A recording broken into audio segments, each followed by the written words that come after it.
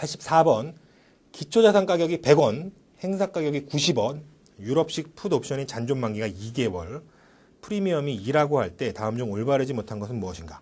일단 얘가 쓸모 있나 없나를 보면은요.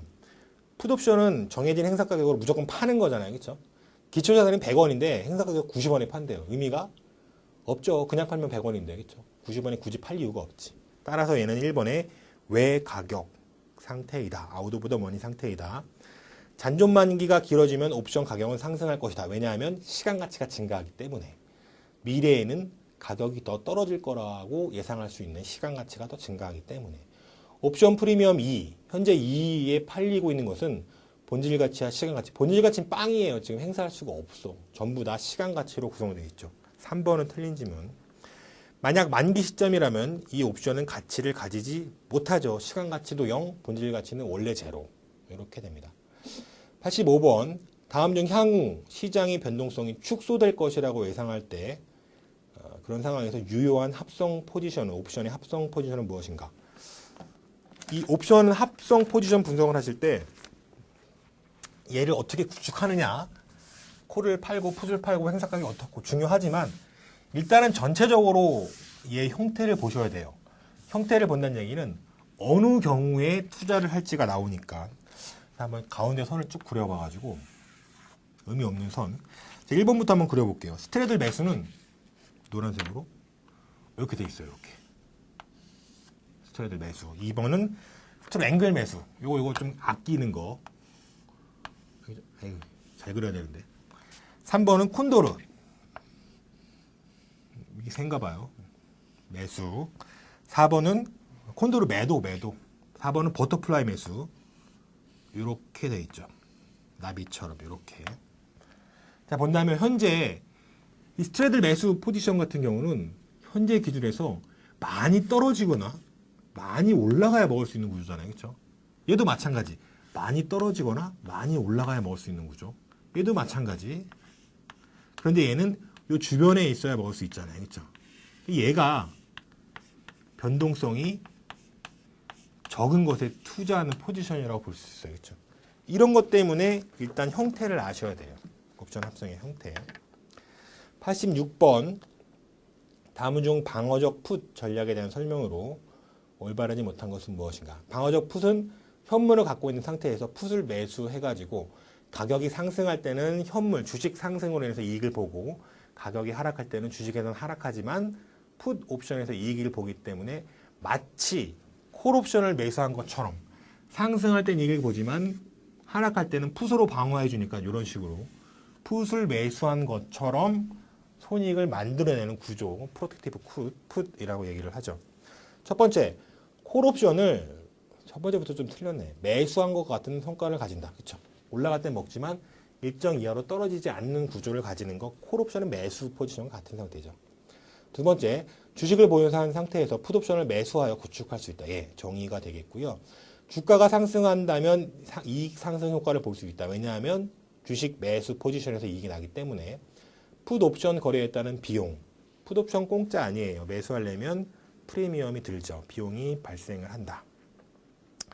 87번. 다음 중 옵션이 델타에 대한 설명으로 올바르지 못한 것은 옵션의 민감도를 나타내는 지표, 델타, 감마, 세타, 베가, 로 이 5개 중에서 델타는 기초자산이 변화에 대해 옵션 가격이 얼마나 변하는지를 나타내는 지표가 되겠고요.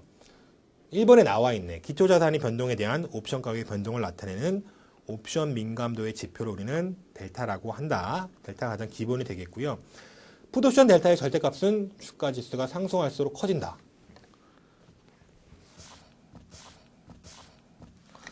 풋옵션 한번 그려보면요.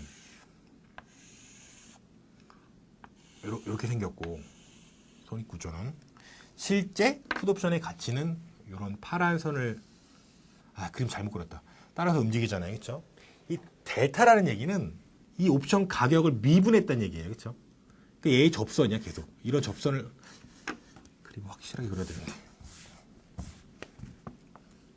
다시 한번 그려볼게요. 각이 좀 있어야 이렇게 각이 좀 있어야 델타라는 얘기는 얘를 미분했다는 얘기. 이런 식으로 계속 이 접선을 말하는 거예요. 그렇죠? 자, 그래서 1번 지문 한번 보시면은요. 2번 지문. 풋옵션의 델타의 절대값은 주가지수가 상승할수록 커진다. 이거 주가지수잖아요. 여기. 기초자산 가격. 주가지수가 상승할수록이라는 얘기는 오른쪽으로 한다는 얘기. 지금 기울기가 점점 줄어들잖아요. 그렇죠? 절대값이 작아들고 있잖아요. 그렇죠? 그렇게 이해할 수 있어요. 그렇죠?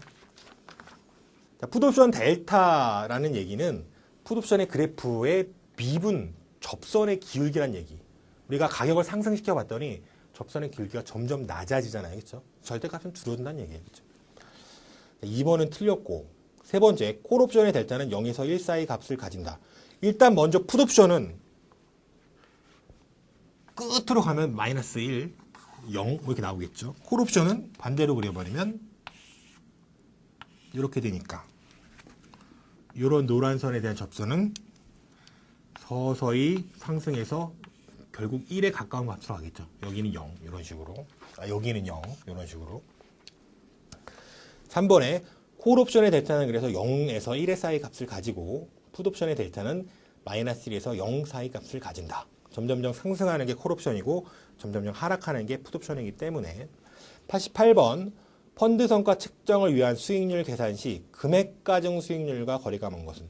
금액 가중 수익률과 시간 가중 수익률 두 개를 항상 비교를 해보시면 돼요. 자, 운용기간 중에 자금 유출입에 영향을 받는다. 금액 가중 수익률은 이런 식으로 구하죠.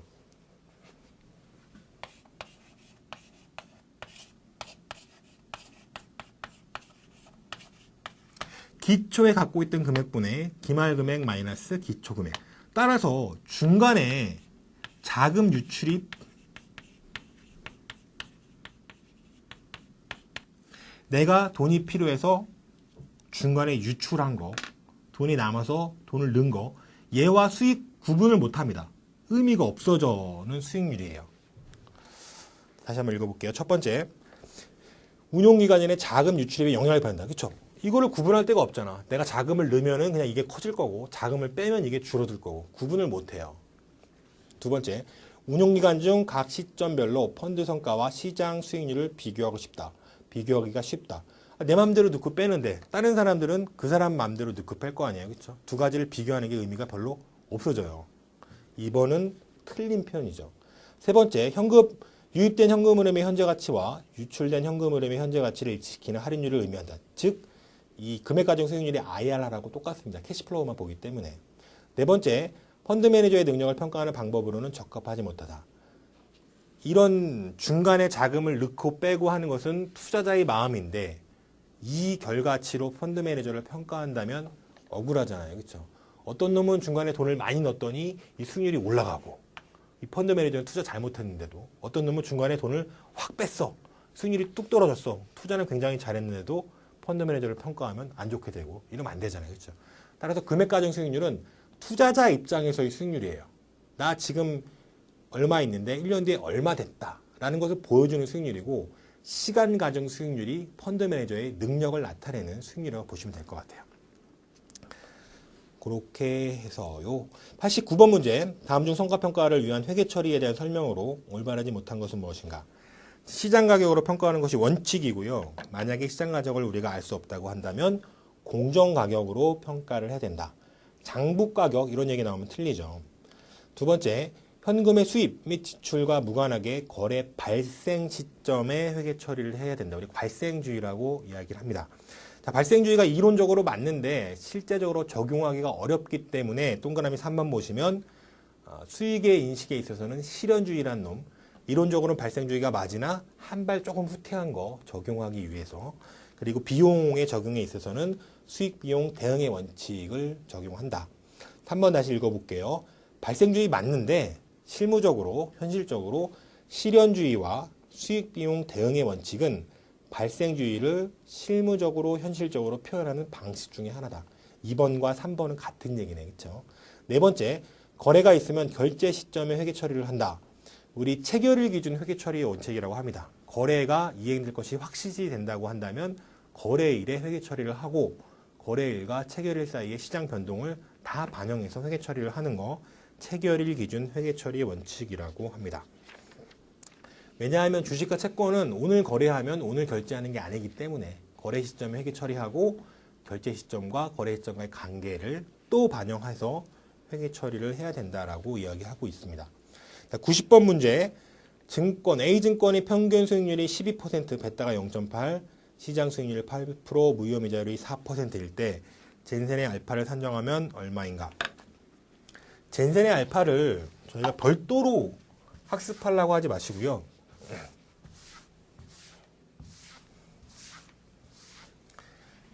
CAPM 모형.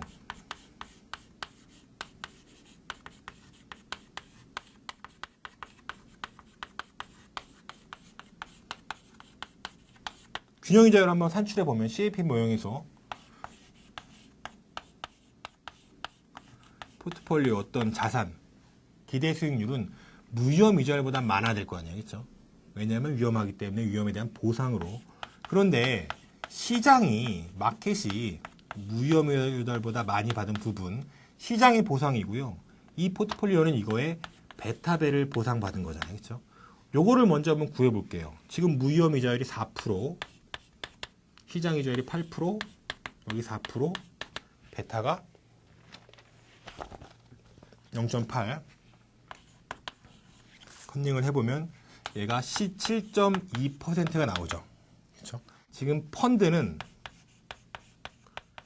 몇 퍼센트의 수익률을 올렸냐면은 12%의 수익률을 올렸어요. 균형 수익률은 CAPM 모형에서 구해봤더니 7.2%였어요. 이 차이가 뭔데? 이게 알파예요, 그냥. 4.8인가? 이렇게. 시장이 정상적이라고 한다면 7.2% 정도 얻어야 되는데 얘는 왜 12% 얻었어? 추가적으로 플러스 알파, 젠센의 알파를 얻은 거죠. 잔차를 얻은 거죠. 그렇죠? 4.8%로 구할 수가 있습니다. 91번 마지막 문제고요. 다음 중 성과평가 비율에 대한 설명으로 가장 올바른 것은 무엇인가? 위험의 지표로 샤프 비율은 총위험을 사용하고 트레이너 비율은 체계적 위험을 사용한다. 요거 하나만 정리를 해보면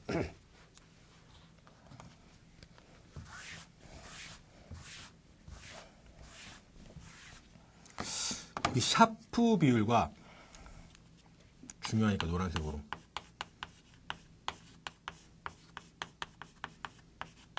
트레이너 비율 한번 비율해 보면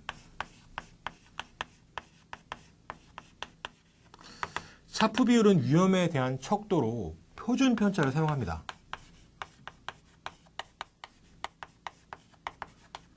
이 얘기는 표준 편차 총 위험을 기준으로 체계적 위험과 비체계적 위험의 합계 판단한다는 얘기고, 이 얘기는 자본시장선을 기준으로 판단한다는 얘기예요.